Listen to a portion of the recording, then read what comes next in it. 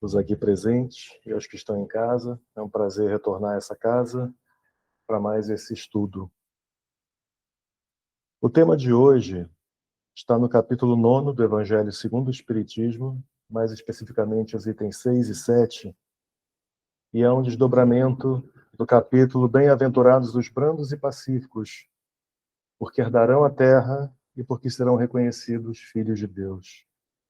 E nesse capítulo, Kardec examina a questão da afabilidade, da doçura e da paciência no transcurso das dificuldades que a gente costuma enfrentar ao longo da nossa existência. Será que a afabilidade, será que a paciência já são virtudes consolidadas no nosso caráter, no nosso proceder? Será que a gente já tem isso muito bem delimitado, muito bem definido, ou será que ainda estamos em construção no que diz respeito a essas virtudes? Será que é fácil a gente se manter afável, a gente se manter paciente no mundo em que a gente vive hoje? Então são essas as provocações que a gente traz para a meditação de cada um de nós. Todos nós sabemos que a Terra é um planeta de provas e expiações, e que por conta disso ele é destinado a ser morada dos espíritos imperfeitos, que somos aqueles ainda muito presos aos interesses materiais, mais propensos ao mal do que ao bem, e às vezes carentes de virtudes, ou então precisando consolidar aquelas virtudes que já brotaram no nosso caráter, no nosso coração. Quis o Pai, então, reunir esses espíritos no mesmo ambiente, para que, uma vez reunidos, eles experimentem uns os efeitos das imperfeições dos outros. Esses efeitos dessas imperfeições, ora nos servem de prova e ora nos servem de expiação.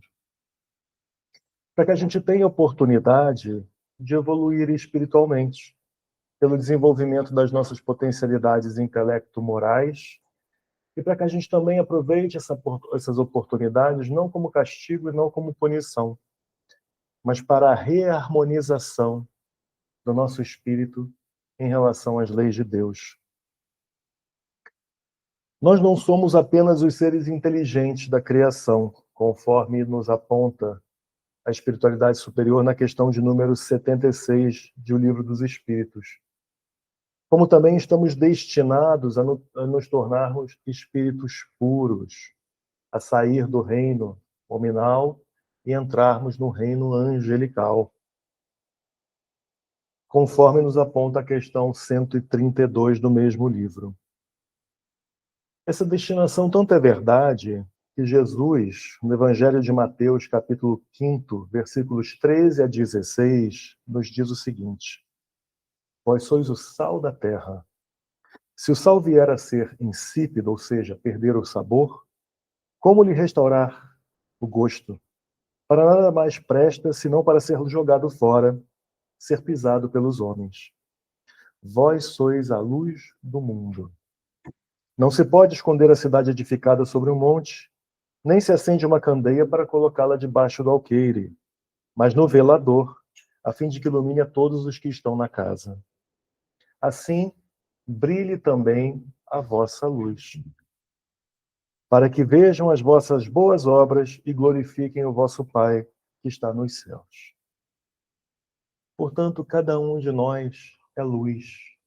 Todos nós somos um facho de luz. E para que brilhe essa nossa luz, nós precisamos, aos poucos, nos desfazer das sombras que carregamos e que, às vezes, ofuscam essa nossa luz. E que nada mais são do que as imperfeições, as nossas imperfeições morais. A vida num planeta de provas e expiações tem lá as suas complicações. E a gente vive numa época em que as notícias, os fatos, correm o mundo com absoluta rapidez. Ora pelo rádio, ora pela televisão, ora pelo celular, ora pelo computador e até pelos relógios. E o conteúdo que essas notícias nos traz, quase sempre é um conteúdo muito perturbador, porque ele diz respeito a tudo aquilo que acontece nesse nosso mundo.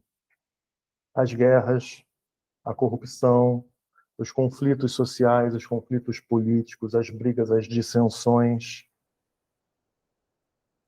Toda essa conturbação muito nos prejudica.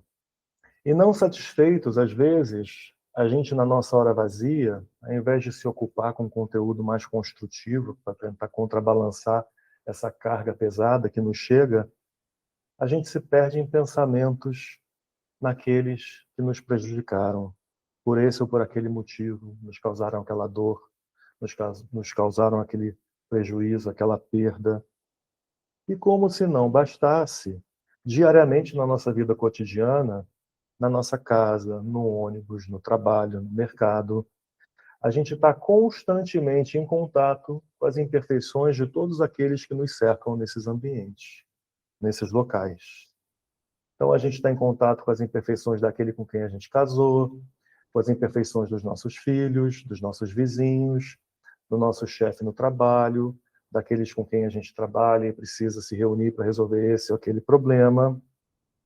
E assim, a gente vai cada vez mais entrando numa dinâmica.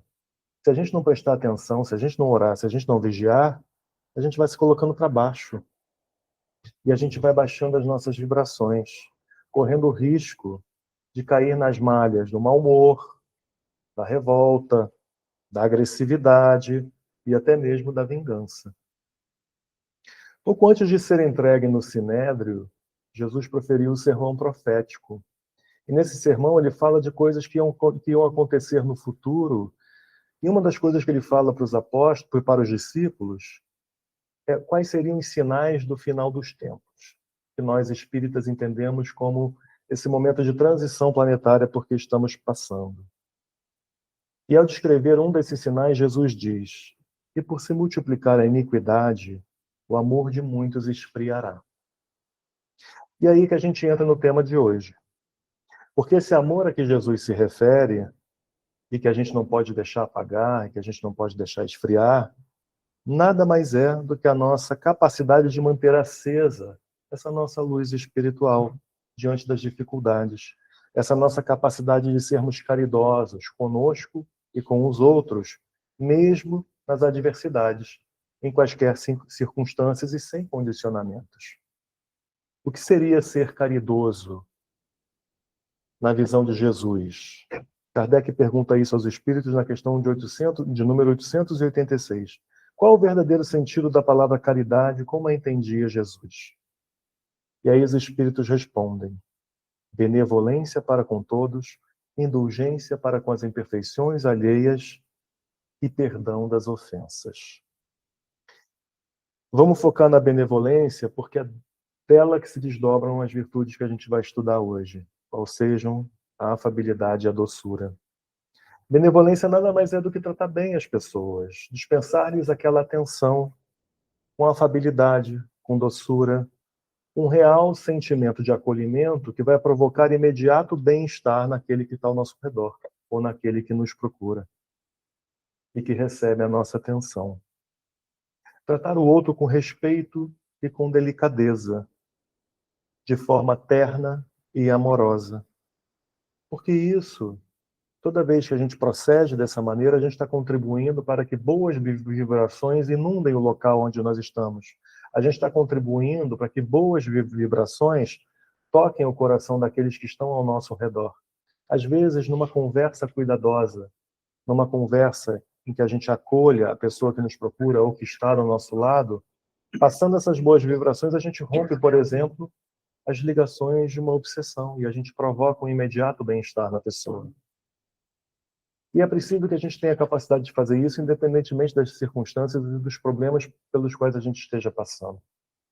Porque, afinal de contas, a gente não tem o direito de descontar no outro o peso dos nossos problemas, das nossas frustrações, das nossas dificuldades e do nosso mau humor.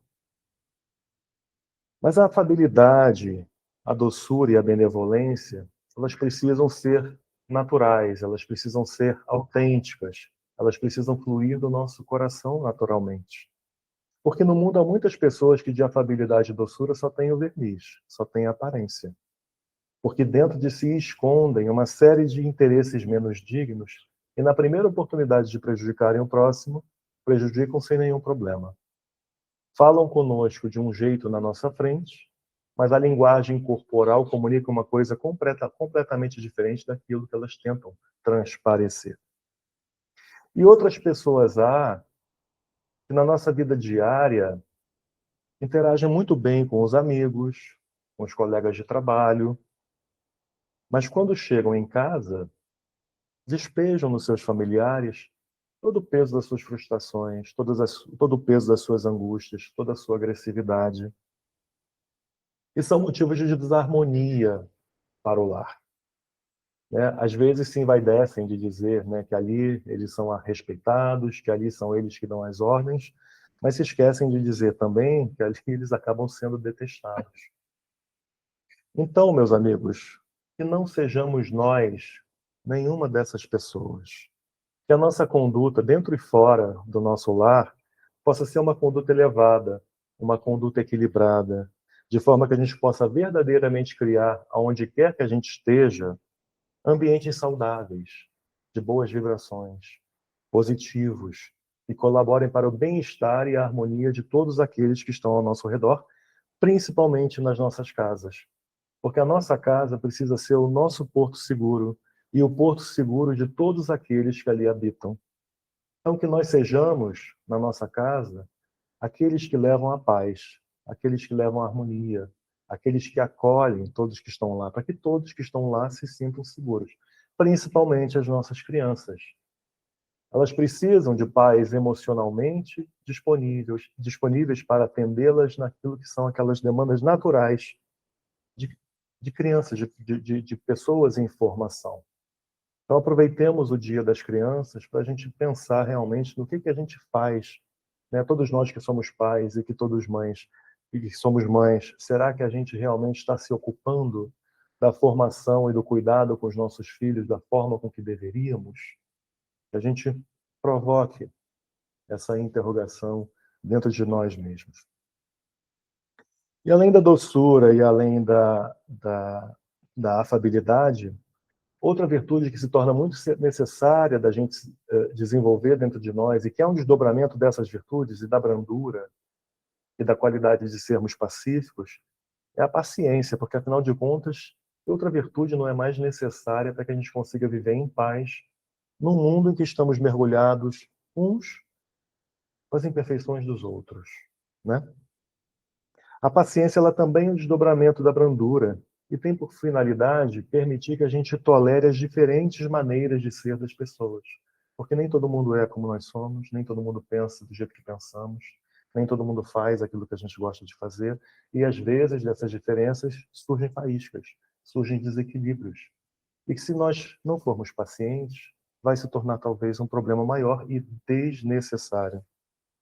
E a paciência também é muito necessária para a gente superar as nossas provas e expiações da existência física, a parte que nos cabe no nosso processo de crescimento espiritual e reajustamento perante a lei de Deus. Às vezes essas provas, essas expiações nos chegam sem que qualquer pessoa interfira ou são alheias à vontade de qualquer pessoa. Os próprios fatos da vida nos apresentam essas circunstâncias. Aquele sonho que não se realiza, aquele projeto que a gente não consegue concluir e nos causam alguma dor e algum sofrimento. E às vezes é preciso paciência para suportar esses reveses da vida. Mas às vezes essas provas e essas expiações nos são apresentadas, nos chegam até nós pelas imperfeições das pessoas que nos cercam e que muitas vezes são pessoas caras, pessoas em quem confiamos, pessoas a quem amamos muito. E nesses momentos a gente fica muito frustrado, a gente fica muito decepcionado, a gente às vezes sofre demais porque se sente traído, magoado. E aí a gente precisa de paciência não apenas para suportar e esperar que as soluções daquele problema que aquela pessoa nos trouxe, aquela dificuldade que aquela pessoa nos trouxe, passem. A gente precisa de paciência para compreender que da mesma forma que nós somos imperfeitos, essas pessoas também são. E se elas erraram hoje conosco, muito provavelmente nós já erramos também em relação a outras pessoas, talvez num passado nem tão distante. Porque às vezes a nossa imperfeição é tanta que a gente erra com os outros e nem se dá conta de que errou. Às vezes a gente magoa as pessoas e nem percebe. E a paciência também é necessária não apenas para que a gente compreenda o erro do outro, se coloque no lugar dele como seres imperfeitos que ainda somos, espíritos imperfeitos, mas a gente precisa de paciência para construir o perdão, porque às vezes a gente não consegue perdoar imediatamente. Às vezes aquela situação é por demais penosa e a gente precisa de tempo. Tempo para deixar que esse perdão vá crescendo aos poucos dentro de cada um de nós. E é nessa hora que a doutrina espírita nos ajuda muito a construir esse perdão e a desenvolver a paciência. Porque ela nos ensina que toda prova e toda expiação, independentemente da forma com que chega até nós, tem uma finalidade maior, tem uma finalidade superior, que não é nos fazer sofrer, e sim nos tornar mais sábios, mais experientes e mais harmonizados com a lei de Deus. Ela nos ensina que quando alguém nos fere, está sendo instrumento da providência divina, para que a gente seja provado naquilo que a gente precisa experimentar. Na nossa capacidade de resiliência, que nada mais é do que a capacidade de saber lidar com a problemática, de saber lidar com a situação, de saber lidar com a imperfeição das pessoas e de tirar um aprendizado em cima de tudo isso. Além, logicamente, de desenvolver o dom da paciência.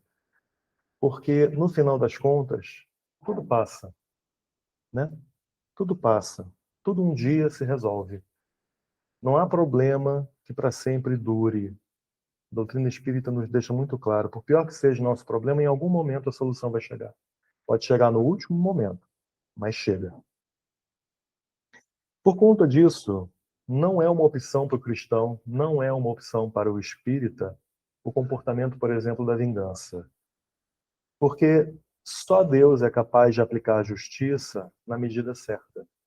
Porque às vezes a gente constrói uma imagem muito negativa dessas pessoas como se elas só fossem aquele erro que elas cometeram para conosco. Mas a gente se esquece de que todos nós temos diferentes facetas, né, na nossa vida cotidiana. Eu sou um para minha mãe, eu sou outro para meu pai, eu sou um para minha esposa, eu sou um para as minhas filhas, e assim todos nós vamos desenvolvendo papéis e faces diferentes conforme o tipo de relacionamento que a gente tem com as pessoas que nos cercam. E em alguns casos, muito provavelmente, nós somos excelentes pessoas para diversos desses contatos. Mas às vezes a gente comete uma infelicidade com um deles. E não é isso que nos faz uma pessoa detestável, uma pessoa odiável. Então a gente nunca deve julgar ninguém, e Jesus nos ensina isso, porque a gente não tem a visão completa de quem somos, de quem são essas pessoas que às vezes nos magoam e que às vezes nos ferem. Então a gente precisa ter muito cuidado, porque essa medida e esse conhecimento só Deus tem. Portanto, essa justiça é dele. E da mesma forma que nós passamos pelas provas e pelas expiações para que a gente se reharmonize com as leis de Deus, essas pessoas que nos causaram essa dor e esse sofrimento também passarão. Porque a justiça também baterá na porta delas naturalmente, sem que a gente tenha que fazer qualquer coisa para que isso aconteça. E não nos esqueçamos também que nós, provavelmente, estamos sob efeito do véu do esquecimento e não nos lembramos, mas muito provavelmente já fomos motivo, já fomos causa de sofrimento para muitas pessoas. E quando a doutrina espírita nos apresenta isso, e quando nós entendemos essa realidade, a gente também deseja ser perdoado.